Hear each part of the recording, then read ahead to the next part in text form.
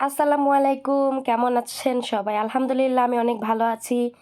চলে আসলাম আপনাদের মাঝে নতুন আরেকটি ভিডিওর মাধ্যমে।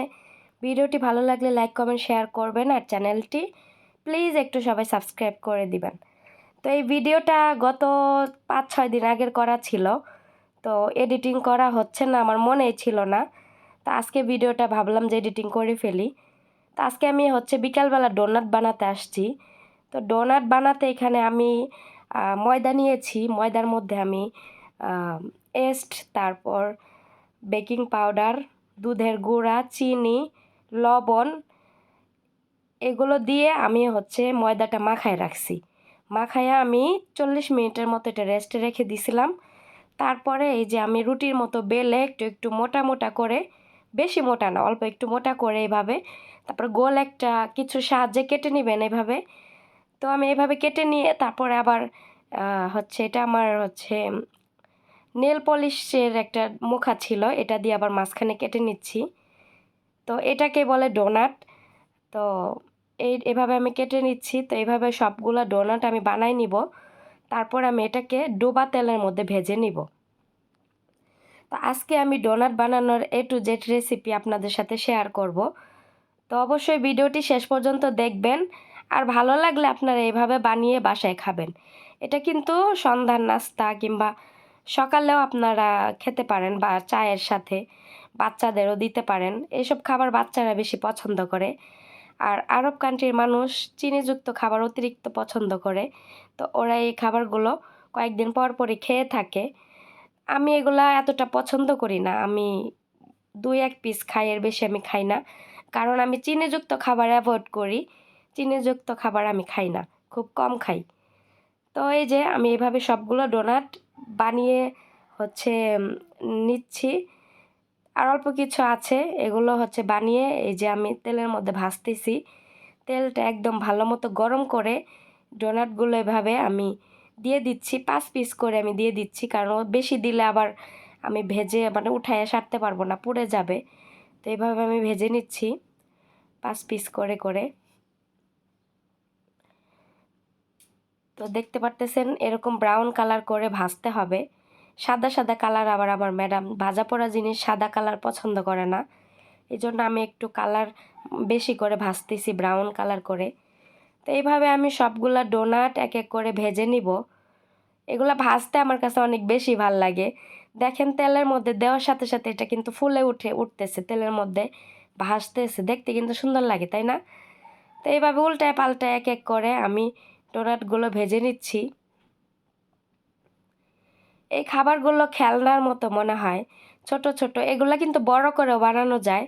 তো আমি বড় করে বানাইনি, আমি ছোট করে বানাইছি, কারণ ওরা ছোটগুলাই খেতে পছন্দ করে। আর দোকানে যে বিক্রি করে ওগুলা অনেক বড় বড় করে বানায়। ওগুলো আবার উপরে চকলেট দিয়ে ডিজাইন করে সাজায় দেয়।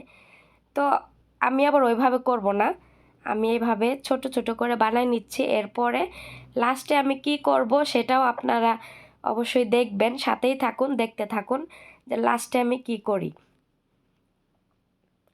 তো ডোনাটগুলো এইভাবে আমি একের পর এক ভাজা নিচ্ছি। তো বেশি করে দিলে তাড়াতাড়ি ভাজা হতো, কিন্তু আমি যেহেতু 5 পিস করে দিচ্ছি। তো আমার এখানে কিন্তু বড় একটা জালি ছিল, ওইটা আমি ভিতরে রেখে দিছি। আমার ওটা নিতে মনে নাই। ওইটা নিলে ভালো হতো, একবারে সবগুলো উঠাইতে পারতাম বেশি করে দিলেও। কিন্তু আমার মনে ছিল না তখন। ওই জালিটা বের করতে হবে, বের করে তারপরে এভাবে আমি যখন এইসব ভাজা পোড়া জিনিস বানাই তাহলে আমার জন্য সুবিধা হবে। তো আমার ওই সময় মনে ছিল না। এখন ভিডিও এডিটিং করতে করতে আমার মনে হচ্ছে যে আমি কেন কষ্ট করতেছিলাম। বড় জালি তো ছিলই, ওইটা দিয়ে একবারে সবগুলো উঠানো যেত, ছোট চামচ দিয়ে এভাবে উঠানো হচ্ছে, তাই না?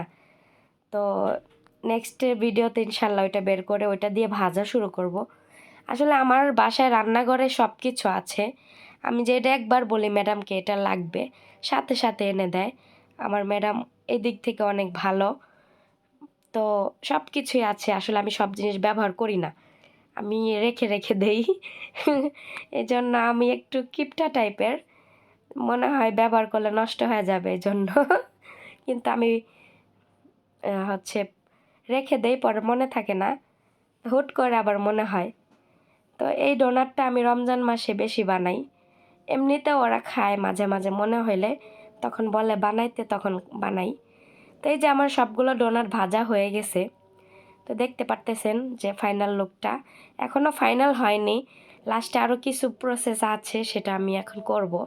তো অবশ্যই আপনারা ভিডিওটি দেখুন।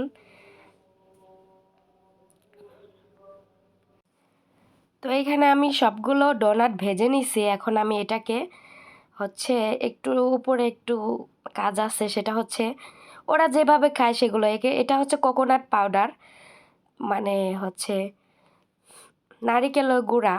তা আমাদের দেশে এভাবে নারিকেলের গুঁড়া পাওয়া যায় কিনা আমি জানি না। এটা খেতে কিন্তু একদম নারিকেলের মতোই। তো আমি এটা ডিপে সংরক্ষণ করে রেখে দিছিলাম, তো আজকে ডিপের থেকে বের করছি। আমি বাহিরে রাখি না, কারণ নষ্ট হয়ে যায় যদি, এই জন্য। আর এমনিতে ডেট এক্সপায়ার হয়ে গেলে আমি এগুলো ফেলে দিব, রাখবো না। কিন্তু যেহেতু এখনও ডেট এক্সপায়ার হয় নাই, 2026 সাল পর্যন্ত ডেট আছে, তো এই জন্য আমি এটাকে ডিপে রেখে দিছি। তো ডিপের থেকে আজকে বের করছি 1 ঘন্টা আগে। তো এখানে আমি হচ্ছে হালিব মোরাক্কাজ, মানে আরবিতে বলে হালিব মোরাক্কাজ, আর বাংলাতে আমাদের দেশে বলে কনডেন্স মিল্ক। তো কনডেন্স মিল্ক দিয়ে হচ্ছে আমি এই উপর দিয়ে এভাবে চামচ দিয়ে দিয়ে দিচ্ছি। তারপর আমি নারিকেলের গুঁড়া, ওই নারিকেলগুলো আমি উপর দিয়ে ছিটায় দিব। তো এইভাবে হচ্ছে আমি সবগুলো সবগুলো আমি দেই নাই, কারণ নফ ও ফেসাল হচ্ছে এগুলা খায় না, তো ওদের জন্য আলাদা রাখছি শুকনাগুলা। আর ম্যাডাম ম্যাডাম আর ম্যাডামের বড় 2 মেয়ে, ওরা এগুলো দিয়ে খাবে, আর আমিও 2 পিস নিব, নিয়ে খাবো। আমি বেশি খাই না এগুলো। তো হচ্ছে এভাবে আমি কনডেন্স মিল্ক দিয়ে দিচ্ছি। তারপরে হচ্ছে আমি কি বলে এই যে দিব নারগিলে। নারগিলে মানে হচ্ছে নারিকেলের গুঁড়া। তো আমি আসলে এখানে আরবি ভাষায় ওদের সাথে কথা বলতে হয়, তো অনেক সময় আমি ভিডিও এডিটিং করতে গেলে আমার আরবি ভাষাটা আর কি হচ্ছে চলে আসতে চায়। কিন্তু আমার ভিউয়ার্স যারা আছেন তারা কিন্তু বেশি বাংলাদেশি, সবাই বাংলাদেশ থেকে আমাকে বেশি দেখে। তো তারা আরবিতে বললে হয়তো বুঝবে না, এই জন্য আমি তাদেরকে আবার আরবিটার বাংলা মনে করে করে বলার চেষ্টা করি। আসলে আরবিতে এখানে কথা বলতে বলতে আমি অনেক সময় বাংলা হচ্ছে ভুলে ভুলে যাই, তো এরকম হয়।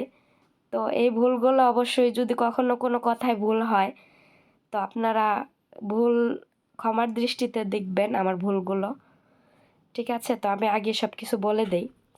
তো এখানে রাহাপ আমার সাথে পরে আসছে, সেও বলতেছে যে আমি একটু দিব।